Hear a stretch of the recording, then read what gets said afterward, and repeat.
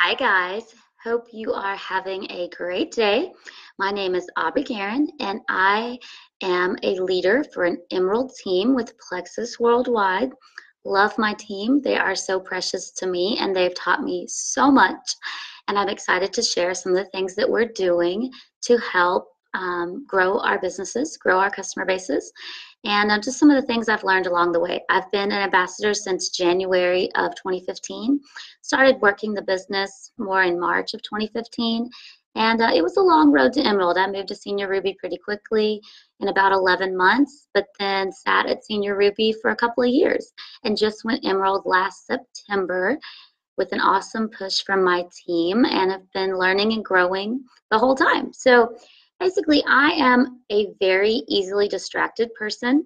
I have lots of ideas. Hi, Heather.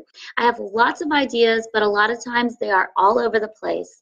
And I really struggle to find my process. And so what I'm going to share with you today is the process that I finally come up with that I feel like is really helping me to focus and really help me to keep going and keep having people to work with. I know at one point in my journey, I felt like I had gone through all of my connections and that oh, hi, Heather. I had gone through all of my connections and I really just didn't know where I was going to find people. I was really struggling to find people to talk to about Plexus. And I know one of the most important things in this business, in network marketing in the industry, is that you always have people to reach out to. You have to be reaching out to new people every day, but I just didn't have those people. And so I really buckled down and started focusing on what I could do to expand my network and to move those people through the process.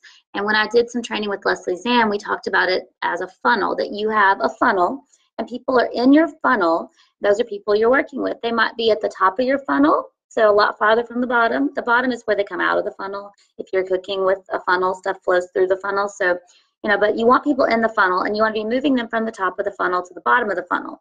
They got to be in the funnel even to start with. So I kind of had this idea of what my process was, but I was trying to come up with an analogy. And so I was trying to think, what is something that is never ending, but it's like all these different plates spinning at the same time. It's not a recipe. It's not a thing where you do step one and then you move on to step two. Then you don't have to work on step one and step two anymore. You move on to step three. It's not a recipe like that. Once you're done with step one, you're done with step one. No, it's not like that. I mean, you have step one through step 5 or 6 or 7, but you have to be always doing step one, even while you're doing step 6. So I thought, what is it that as a woman I can relate this never-ending cycle to? And I thought, laundry. All women can understand the never-ending cycle of laundry. So as we're talking through my process, maybe it'll help to think about the never-ending cycle of laundry, in such that, with my process of laundry, I always have to be putting clothes in the dirty clothes, or they're never going to get in the washing machine, because if they don't get in the dirty clothes, my dog's going to eat them. My son's going to throw them somewhere for fun or hide them. He'd take off his clothes wherever he is. They might never make it to the washing machine. Well, with the washing machine, you can't always be washing and not be drying, or all your clothes will be wet. You can't just, if you love to fold, you can't always be folding, because you're going to run out of clothes to fold. You can't always be putting the clothes back. You can't be putting the clothes back in the drawer. I hate that part. That's my least favorite part. If they're not dry, so you have to be doing every step of the process basically all the time, or you're going to run out of clothes in the washing process somewhere, and nobody's going to have clean socks and underwear, and they're going to be cranky. You even have to go buy new socks and underwear sometimes, because things happen to them in the process, or you wash all the ones you have, and then all of a sudden your husband's going on a youth trip for 2 weeks, and there's just not enough socks in the process. You have to go buy new ones. So anyway, that's kind of my analogy, and here are my steps. Step 1 is expand your network. This one is huge. You always, always, always have to be expanding your network. I remember when I read GoPro by Eric Worre, W-O-R-R-E. When I first heard that, I was like, what are they talking about? I can't even figure out how to spell this crazy man's name. So W-O-R-R-E, Eric Worre. He talked about that true network marketers, true professionals, never worry about not having enough people in their network. And I thought he was a crazy person, because I thought my network was limited to people that I knew at that time. And that is so not true. True network marketing professionals are in the business of making new relationships and building new friendships and new connections, and they never stop. And that's why they never run out of prospects. And I understand that now, but I didn't then. But what I'm going to teach you is going to make it much easier for you than it was for me. So you can add friends in a few different ways. Number one, whatever social media platform you're using, whether it's Facebook or Instagram. I have not moved much to Instagram yet, so I'm going to be talking about Facebook, but you can apply these principles to Instagram. So you want to add new friends every day on social media. So on Facebook, you can just go through the people you may know and start adding people. You can look through friends lists of your friends and your family and look for people that maybe you don't know. Somebody that was the most social person in high school, go look at their list. Go find friends on Facebook that you didn't know. And even if you've already looked at their list a couple of months ago, new people are joining Facebook all the time. I finally have found a couple of friends that stayed off Facebook forever. And I was able to connect with them because they finally joined. So go look at that. Now, don't just go add random people from your friends list, from your friends' list that you don't know at all, because that can be kind of creepy. But if you're looking through the people you may know, my rule of thumb is if you have 50 mutual friends, go ahead and request them, because they're probably going to accept you if you have that many mutual friends. Good people to request are realtors. They'll usually accept you because they're always looking to expand their network. Other small business owners, because again, looking to expand their network and to connect. And just people that you have something in common with, people that look interesting to you. I'll friend request them, and then once I see them pop up in Messenger, I'll know that we're friends now, and I'll just shoot them a message, because with Facebook's algorithms, I don't know about Instagram's, but I guess it's similar. You want to go ahead and connect with them once you've requested them and they've accepted, so that Facebook knows that you guys want to be connected and it's not just random. So I go ahead and message them a lot of times and say, hey, thanks for accepting my friend request. I saw you posting about autism and wanted to connect because my daughter's autistic too. Or I saw you posting all these inspirational posts, and oh my goodness, I need more of that in my life. Thank you. So just something genuine and real, but send a message. Thank them for accepting your friend request and say something to them about why you friend requested them.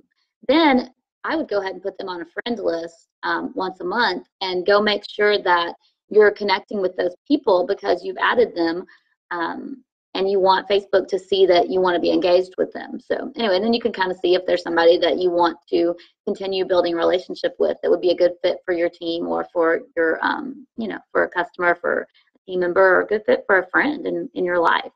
That's kind of the goal here, is that you are collecting friends, you are collecting relationships, but your goal in this is not so you can make a sale.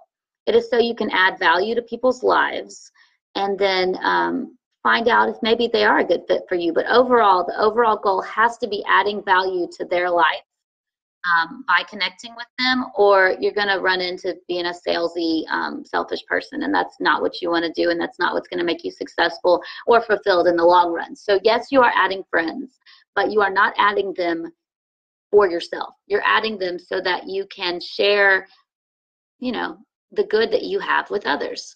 I keep my Facebook a very positive place. So I know that if somebody's going to be my friend on Facebook, I'm going to add value to their life, because what I'm posting is going to add value to their life. We'll get into that in a second. So you can do that. Add people you may know. Go look for friends. In person, look for friends. When you're out and about, I used to think that I needed to bring up Plexus in that 5 seconds that I'm in the Walmart line with them. No.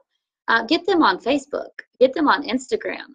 That's the way that you're going to start to build a relationship, and they'll start to trust you.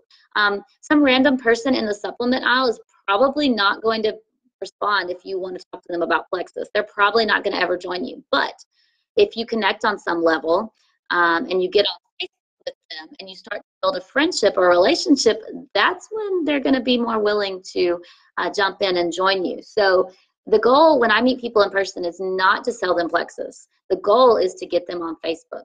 You can do that by, a lot of times, if you just have some information you want to share with them.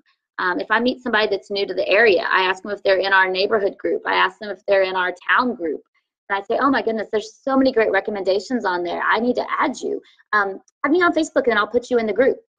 So there are other things you can do with that if you are having a play date, or if you meet somebody and your kids are similar ages, or if you meet somebody and, I met somebody on a plane once and they suggested a book to me. And I said, you know what, I am going to forget this. So can I add you on Facebook so that when I forget the name of this book, you can, remind me the name of this book?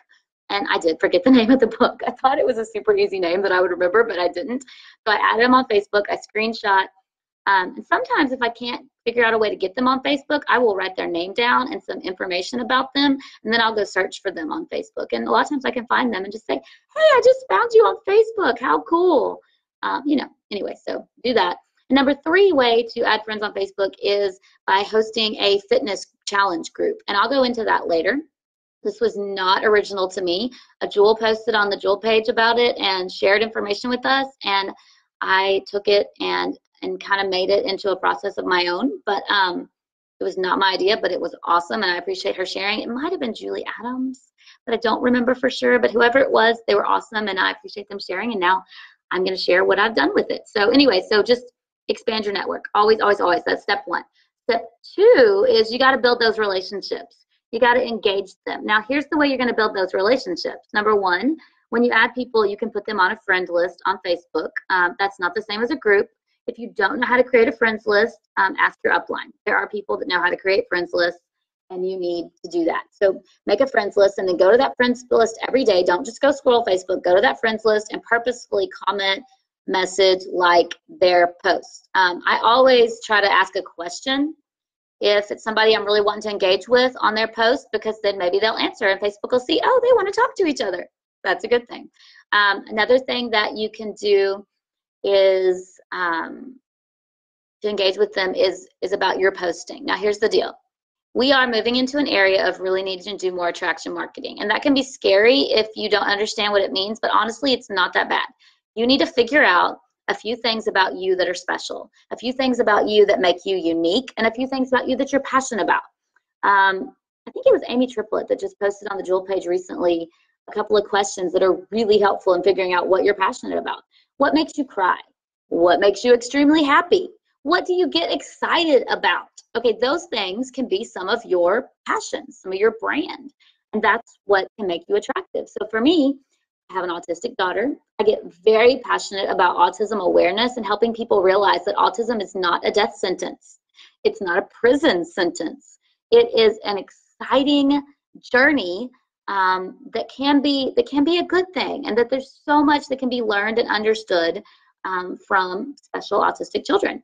I'm also a Christian. That is not getting hidden. I don't post anything controversial unless it's Christ. And that, if people have a problem with me because of my Christian principles, then they probably wouldn't be a good fit for my team. I'll absolutely accept them and pray for them, but that is a part of me that's getting posted. So I like to do inspirational things. I love mindset. So motivation and mindset and self-talk, those things get me excited. When I can help people to see how special and amazing and wonderful they are, when I can help people see their unique differences and what they can use to make themselves, awesome because of those differences and those special talents that they've been given, that brings me a lot of joy. When I can help people see that God created them to do incredible, wonderful, amazing things, that brings me joy. So mindset, inspiration, that's one of my things. Looking for the positives. It's natural for me to look for positives.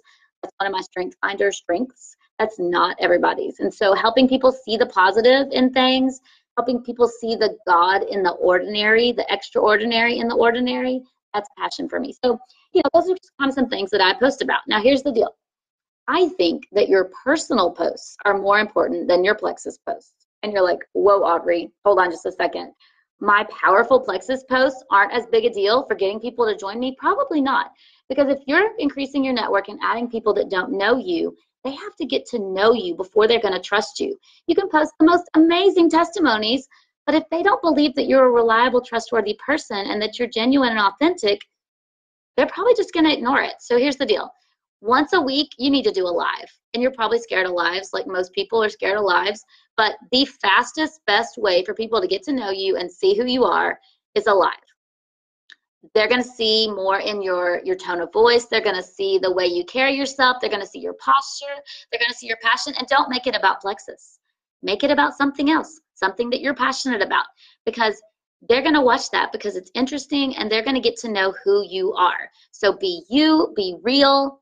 Don't be depressing. Don't pick something depressing to do lives about, but do something positive, authentic, genuine in a real you kind of way. And that's how they're going to get to know you. So do that, and then post really good personal post personal information that helps them get to know you as a person and what you care about and what you love as a person. And always be, always be happy to use cute little kid videos or cute dog videos or whatever, or posts or what. But and then make really good testimony posts. So you want to post really good, purposeful, personal posts to help people get to know who you are and that you are a reliable, trustworthy, good person that they can trust. And then post really awesome attraction marketing testimonies. Don't say the name Plexus if you can keep it out. I changed the word Plexus for supplements just to make it more attractive so that people aren't turned off. I don't want to hide what I'm doing, but I don't want them to be turned off by a name. I don't want them to think they know about Plexus and ignore it because they think they already know everything about Plexus. So that's why I say supplements. And you're, you can follow a lot of great people. Brooke Hemingway is great at this. Trisha Rieger is great at this. Clarita Yoder is great at this. Lots of jewels are wonderful at attraction marketing, and that's what you want to check out. So that was step 2. You got to connect and build those relationships and trust. Then step 3, I want to get samples in people's hands. I kind of see it as opening the door. So you want to get samples in their hands. You could send cold messages. The cold message I've been using lately is just kind of a, hey, my company just, it's, hey, how you doing? Hope you're having a good day. Something like that. And then it's just, has anyone given you a sample yet of the new Plexus Pink Drink? It's been specifically reformulated for hunger control. And then I probably do a little praise hands emoji. I'd love to send you a free sample and get your thoughts about the new formula and the new taste. And then that's all. Or I might say, can I send you a new sample, a sample and get your thoughts? So, like 4 sentences. Hey, hope you're doing well. Have you tried a sample? Has anybody given you a sample? If not, I'd love to send you one, blah, blah, blah, and get your thoughts. A lot of people do respond to that. Nobody has responded rudely to that. I like that because I'm half yellow and I don't like when people are mean to me. I want the whole world to like me, but I do sadly understand that that's not possible. But so anyway, that's one way to send a sample. Another way to send a sample is to do a sample post, a call to action. So, I've got these new samples. I'm so excited. This is what this product does for me. Who wants a sample? Comment. I'll send to the first 10 or however many you want to send to. You can do that. Or you can do a drawing and, do a drawing to give away. Now that we have the trial packs, you can give a drawing for a trial pack, and then everybody else that comments, you can send them 1 stick. I don't like to send more than 1 stick usually because I don't want them to have an excuse to say, well, it didn't work.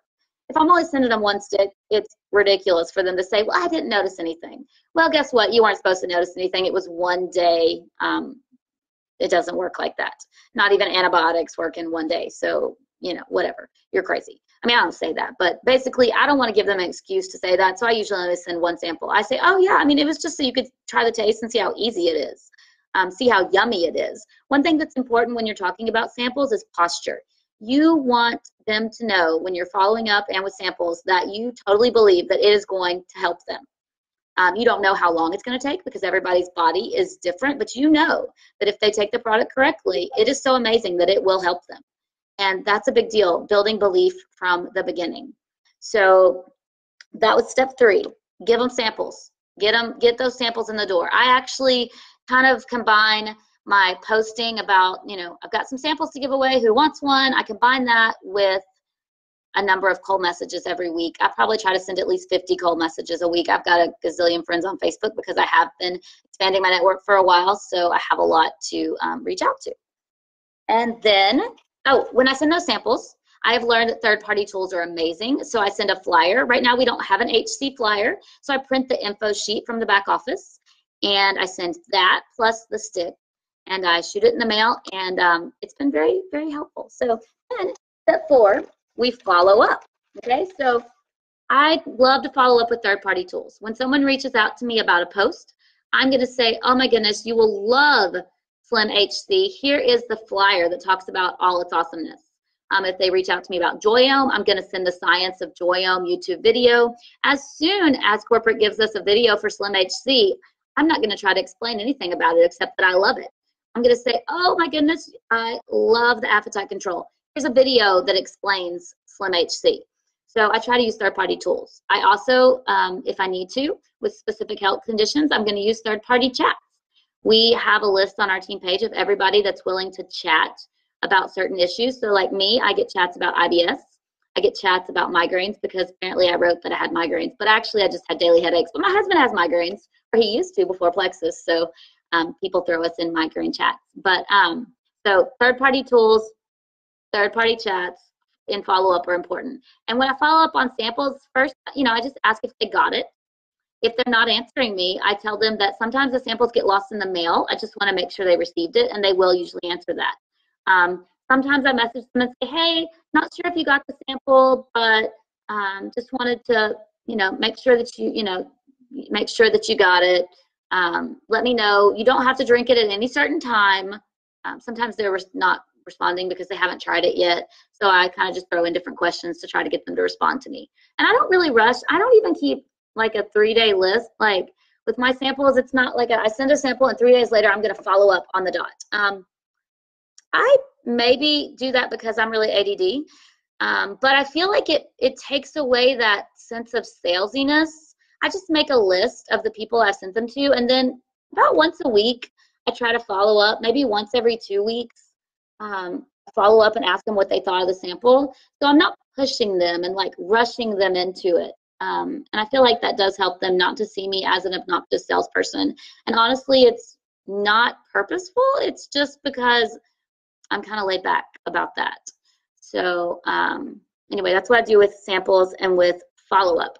Now, sometimes I get tired of them not doing anything, and so then they get a special. So a lot of times I'll send a message inviting them to a party. Hey, I don't know if you've tried the sample yet, but we have this party. What I have started doing is for our parties, I invite people that I've sent samples to, or people that have expressed interest, instead of just going and randomly picking a whole bunch of people from my friends list, because that wasn't working. They weren't coming to the parties. But if you sent them a sample, they're more likely to say, yes, you can invite me to the event. So I'll send them a message and say, hey, we're having, I don't know if you've tried the sample yet, but we're having this party tonight to talk about all the benefits of the new products. Can I send you an invite? A lot of times they say yes. So I'll send them an invite. And then if they don't send after the follow-up and after the party, then I'm like, hey, flash sale this weekend. You can get the Slim for $10 off. Are you interested? So, you don't have to offer a big sale. You can offer free shipping. Give them a shipping rebate. You can offer $10 off. That's still less than you make. You make your bonus and you make your 15 or 25% commission. So sometimes they just need a special. How many of us start at the sale rack in the store? I don't even go in Macy's and look at the clothes that aren't on sale because I'm a cheap person. That's why most of my clothes come from Walmart. The pants I'm wearing right now came from Walmart. This necklace didn't, but it was a gift. I love sales. So sometimes people just need a sale, and that's what I do. Step 5, after you have the follow-up and the sale and whatever and get them joined, then you need to have customer care. You have to, if you think about it, we've been steps 1 through 4 getting them to sign. So you have to keep them after that. You have to put the effort into that. I use an app called Errands. I can talk more about that later. I think I'll do a separate video on Errands, but basically I put their name, I put their auto ship date, I put what they ordered, and then I schedule it to follow up with them in 3 days. And then it'll pop back up in 3 days. I can see if they've got their products, maybe 4 days. And then if they're high maintenance, if I know they're gonna need to be talked to often, I leave it at reach out to them every 3 days. And my app reminds me every 3 days I need to talk to them. If I'll be fine with once a week, I put it to 7 days. If I put it to 7 and then all of a sudden they get to be high maintenance, I move it back to 3. So basically my app keeps reminding me when I need to follow up with them, and that makes sure that I follow up with them because I was terrible in follow up. And honestly, I'll tell you, I was scared. I didn't want to know what they were going to say. I'd worked so hard to get them, but I couldn't handle it if they had a problem, or if they didn't like the product, or if, I had people that had all kinds of crazy stuff. Like a nurse had messaged me and said her throat felt like it had knives in it after she drank Slim. Well, actually, it was the B12 shot that she got the day before, but she forgot to tell me about that. So anyway, I was scared. I didn't want to know. I was like, no news is good news. Well, that didn't work for me with retention. So now I follow up. I guarantee you, you have somebody on your team, somebody on your upline that can help you if they have a troubleshooting problem. And it's better to know so that you can work with them and don't lose them. So always follow up, provide good customer care. Final step, number 6, if you are signing a bunch of customers, now this approach can work for ambassadors or customers, but A lot of times I like to start people on just one product and see, what they like and how they're doing. And then, but after a month, when I follow up with them after a couple of weeks, I'm going to say, how are you doing? If they're doing amazing or if they're loving the products, I'm going to be like, yay, I'm so glad that you're noticing better sleep. And I'm so glad that you haven't had headaches. Or I'm so glad that your skin is looking brighter. I'm so glad that you have more energy. I'm so glad that you've lost 5 pounds. Has anybody noticed? That seems like somebody would notice. And they'll say, oh, you know what? A couple of people have noticed. Oh, wow. What have they said? Just kind of like a conversation. What have they said? Oh, well, they just said, you look great. What are you doing? Well, what did you tell them? Did you know what to tell them? What did you tell them? And then, if they know what to tell them and they're like superstar, rock star, then you're like, cha-ching, let's get you signed up. But if they didn't really know what to tell them, then you can just say, hey, well, I have some stuff that can help you with that. Can I send you some examples of what we train people to say so that they know how to answer that question? Or can I put you in this group? Depending on what your team's duplication process is, you can do whatever they need for that. But then get them in that and tell them, I think it'd be good at that point to plant the seed too. If you have a lot of people coming to you interested, it only takes about 3 customers to cover the cost of your own products. Yes, we can talk about that sometime if you're interested. And that way you kind of throw it out there, but you pull it back. That's the Sonia Dudley method that I learned when I first started watching Plexus videos. You assert yourself, but then you kind of pull back so it doesn't seem pushy. And I think that's really beneficial too. So that's basically my process. That is how I always have people in my funnel.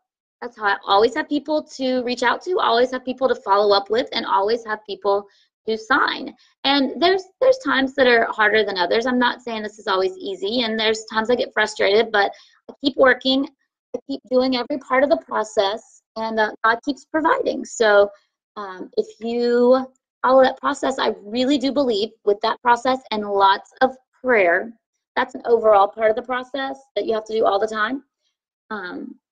I do believe that you can be on the leaders board and be as successful as you want to be as well. So I don't know if I've still got anybody with me, but if you have any questions, please feel free to post them now or post them later. I think Heather will probably leave me in this page long enough to answer your questions.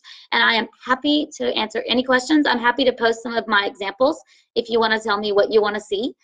Nothing I do is a secret. I am all about One Plexus because I would not be here today if it weren't for teams adopting me and reaching out to me when I joined and I was not anywhere close to any of my uplines. So hope that was helpful. My goal is always to add value to you and not waste your time. I know this was a long video, but there's a lot of steps in my process. So hopefully it was beneficial. Heather, thank you.